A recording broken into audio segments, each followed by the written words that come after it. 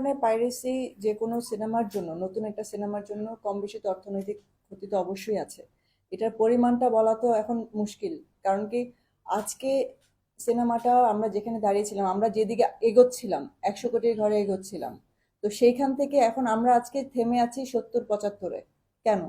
আজকে এটা 100 কোটির ঘরে চলে যাওয়ার কথা ছিল। তো এটার মানে এটা খুব ঠান্ডা মাথায় একটা প্ল্যান করে করা একটা কাজ। দেখুন, এই এইচডি কোয়ালিটিটা ছেড়ে দেওয়াটা কিন্তু একটা চারটেখানা কথা না। একটা প্রোডাকশন হাউসের জন্য এটা কত বড় একটা লস, এটা শুধু প্রোডাকশন হাউসই জানে। তো এটার অ্যামাউন্ট তো আপনি আসলে মানে এটা তো একটা রেপুটেশনেরও ব্যাপার। আপনি অ্যামাউন্ট দিয়ে তো এটা বলতে পারবেন না যে আমার এত টাকা কত। আমি আমি এখন 16 কোটি টাকার সিনেমা বানালাম, বানানোর পরে আমার ওটা আমার লগ্নিকৃত টাকাটা উঠবে, আমার তো প্রফিট হওয়ার কথা ছিল, রাইট? তো আমি যদি এখন আপনার কত প্রফিট হওয়ার কথা ছিল, সেটা তো আমার, এটা যদি যেত 100 কোটির ঘরে, তাহলে আমি আপনাকে বলতে পারতাম যে আমার এত এত লস হচ্ছে। বাট এখন যেটা হচ্ছে, এখানে তো আমার আমার নিজের রেপুটেশন নষ্ট হচ্ছে, আমার কোম্পানির রেপুটেশন, এটার তো কোনো ভ্যালু নেই ভাই। এটা তো আমি ভ্যালু দিতে পারবো না। আর এই এত ঠান্ডা মাথায় করা একটা কাজ, বরবাদ প্রথম দিন থেকেই যেভাবে করে একটা সারা পুরো পুরো বাংলাদেশে তুলেছিল, বরবাদ তো 100 কোটি কেন, এর চেয়ে বেশি করারই কথা ছিল ইন্টারন্যাশনাল সহ। এখন ইন্টারন্যাশনালে গিয়ে পাইরেসির পরেও আলহামদুলিল্লাহ ভালো চলছে। বাট এর চাইতে ভালো চলতে পারতো, এর চাইতে ভালো হতে পারতো। যারা খুব আগ্রহ নিয়ে সিনেমাটা দেখতো, তারা তারপরে সিনেমাটা যেয়ে দেখছেন, কারণ তারা ছোট স্ক্রিনে দেখে ভালো লাগছে না। বাট নতুন একটা জিনিস আপনি যখন দেখবেন প্রথমবারের মতো, সেটার যে ইন্টারেস্টটা থাকবে, আর একবার আপনি দেখে তারপর সিনেমা হলে গিয়ে দেখছেন। যারা সিনেমা হলে দেখেছেন তারা 3-4 বার, 5 বার, 12 বার, 13 বারও আছে, আমরা অনেকে দেখেছেন 12, 13, 14 বার। তো ওই রিপিট ক্লায়েন্টসটা তো আমরা হারাচ্ছি, রিপিট কাস্টমার হারাচ্ছি সিনেমা হলগুলো। তো এটা তো লস, এটা সিনেমা হল শুধু আমার লস না, এটা সিনেমা হলেরও লস। তো এখানে যদি আমি বলি যে শুধু আমার লস, আসলে লসটা তো আমার একার হচ্ছে না, লসটা তো সবার হচ্ছে। তো লস, মার্কেটেরও লস হচ্ছে। আর এইভাবে যদি পাই, আজকে বরবাদ হয়েছে, কালকে এর চাইতে বড় সিনেমা আসবে।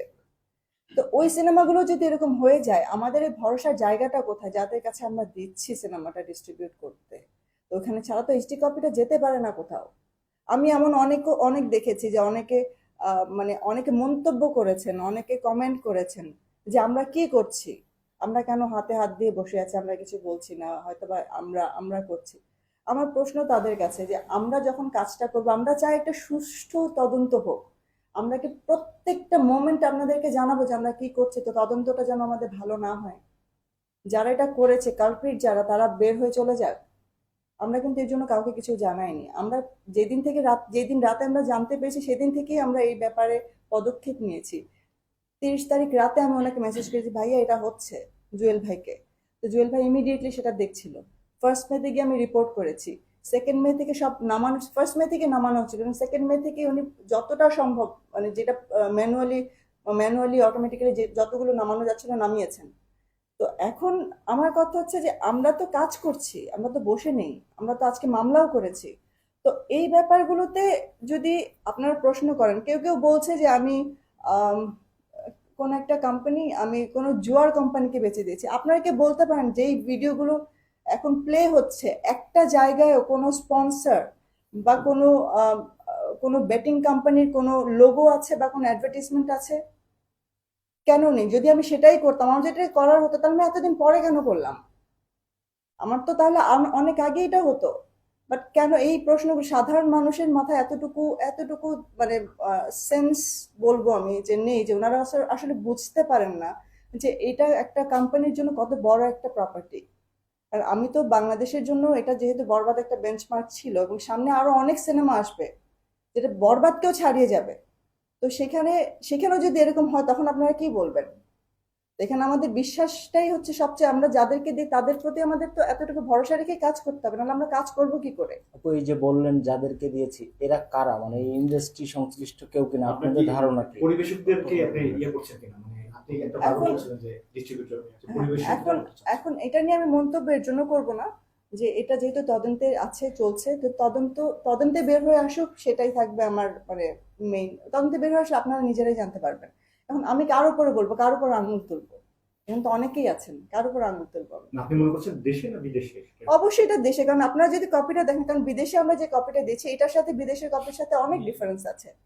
কারণ আমরা যেই ফুটেজগুলো দিতে পারিনি বাংলাদেশের আইনি কারণে বা আপনার কি বলে এটাকে সেন্সারের কারণে যেটা দিতে পারিনি সেটা আমরা বিদেশে দিয়েছি। তাহলে এই কপিটা তো, এই ব্লার করা কপিটা তো বিদেশে ছিল না, বিদেশে প্রত্যেকটা কপি আনব্লার করা ছিল। তাহলে এই ব্লার করা কপিটা গেল কোত্থেকে? একমাত্র বাংলাদেশ থেকে। তাহলে যতই আমরা বলি না কেন, আর এতদিন কেন ওয়েট করেছে? যার কাছে এইচডি কপিটা ছিল তার কাছে প্রথম দিন থেকেই ছিল।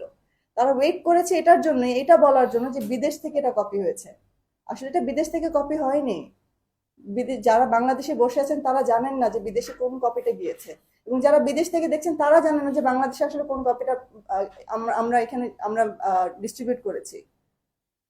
তো এর জন্য আমাদের বিদেশে রিলিজ হওয়ার জন্য, ইন্টারন্যাশনাল রিলিজ হওয়া পর্যন্ত তারা অপেক্ষা করেছেন যে ইন্টারন্যাশনাল রিলিজটা হবে, কিছুদিন যাবে, তারপর তারা বলবে যে এটা ইন্টারন্যাশনাল থেকে পাইরেসি হয়েছে। আসলে ব্যাপারটা কিন্তু তা না। মামলা কি করেছেন, কাদের এরকম নাম কি? মামলা আমরা করেছি, মামলা আমরা আসলে কারোর নামে করিনি। আমরা যখন মামলাটা করি তখন আমাদেরকে প্রশ্ন করা হয় যে আমাদের এই কপিটা কার কার কাছে আছে। তো আমরা ঠিক এক্স্যাক্টলি যার কাছে আছে, বাংলাদেশে যারা ডিস্ট্রিবিউশন আছেন, আমরা তাদের নাম দিয়েই বলেছি যে আমার এখানে আছে, কারণ আমি তো জানি না কে করেছেন। এটা তো আমাকে তদন্তে বের করে আনতে হবে, তো এটা তো আমার কাজ না। তবে যেটা বলেন, আমরা কিন্তু যেসব প্রোফাইল থেকে ভিডিওটা লিক হয়েছে, পাবলিশ হয়েছে, প্রত্যেকটা লিংক এবং প্রত্যেকটা আপনার হ্যাশ মেটা আপনার যেটাই আছে ইউআরএল, এই জিনিসগুলো আমরা পুলিশের সাথে শেয়ার করেছি এবং আমরা করছি। অতএব এখানে যারা মূল পরিকল্পনাকারী তারাও যেরকম এখানে আসবে, আবার যারা এখন বর্তমানে এটা বিভিন্নভাবে ট্রান্সফার করছে, বিভিন্নভাবে হয়তো তাদের মোবাইল থেকে তারা হোয়াটসঅ্যাপে কিংবা অন্য কোনো মাধ্যমে ট্রান্সফার করছে, নিজেদের পেজে, ইনস্টাগ্রামে, ইউটিউবে ক্লিপ বানিয়ে, রিল বানিয়ে তারা পাবলিশ করছে, তারাও কিন্তু এই মামলার আওতায় আসবে।